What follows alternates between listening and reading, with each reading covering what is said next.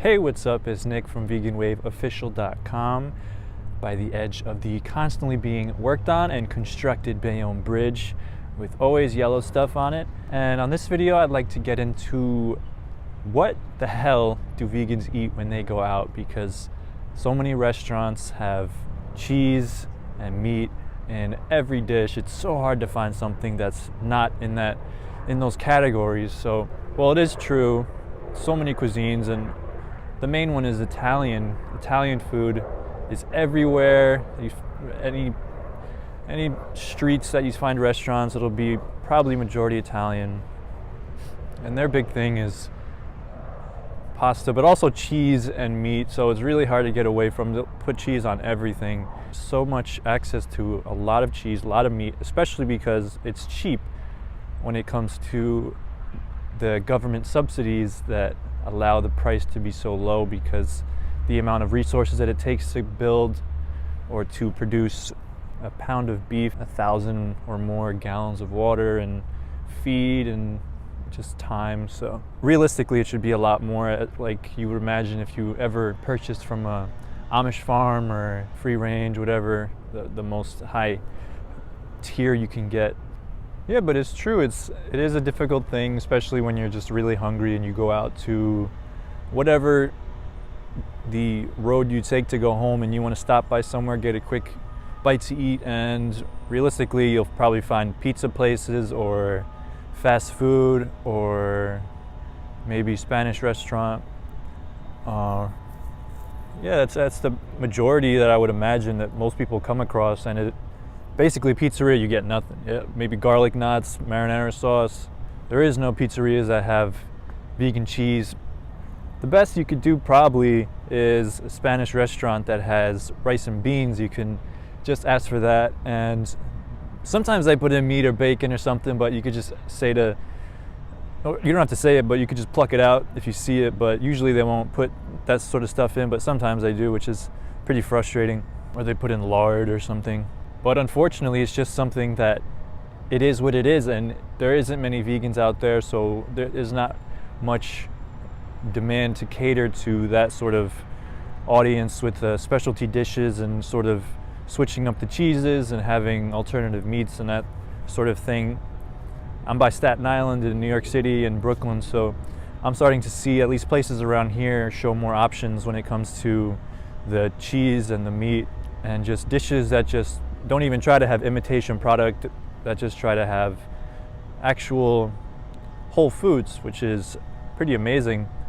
I'm surprised. I went to Chili's like a year ago, and that's a chain restaurant, which my imagination, I would think that they wouldn't really cater to such a minority group like vegans who have a restrictive diet.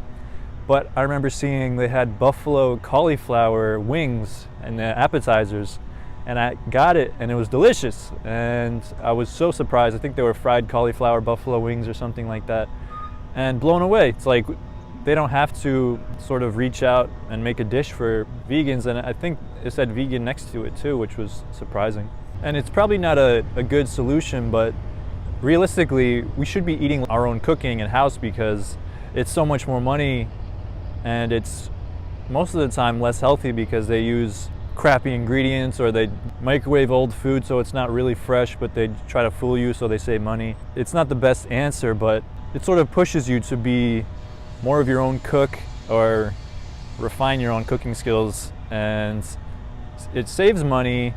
You're more healthy doing it, but of course it's the convenience of going out and getting something quick when you're just so lazy and tired from work, and I know how that feels. But how far do you go to hold your principles true?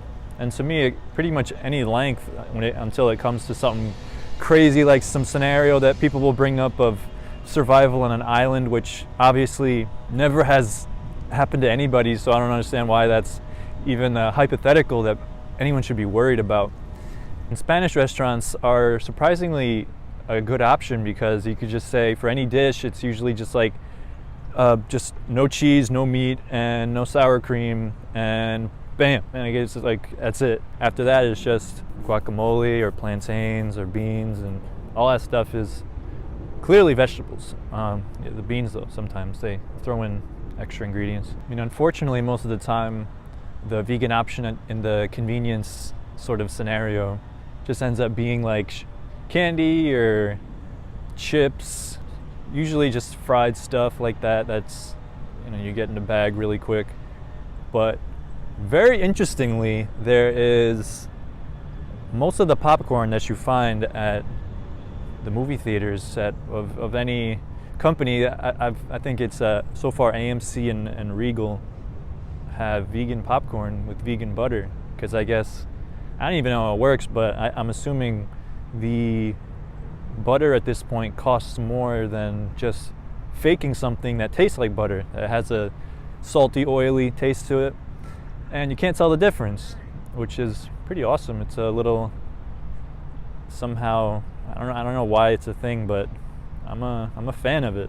So those are a few of my thoughts on just the convenience eating for a vegan when you're tired and you're coming home from work, what you could do, and sort of the things that are just unavoidable truths, that it's how it's difficult in some areas. Thanks for watching. I have a free PDF I'm offering now of the 15 negative habits you can stop doing today that you can download for free if you sign up in my email list below. And in that email list, you'll also get updates on my upcoming course about how to go vegan for good, understanding the ethics, moving forward with all the right steps. And I'm very excited to release that. So thank you very much and have an amazing day.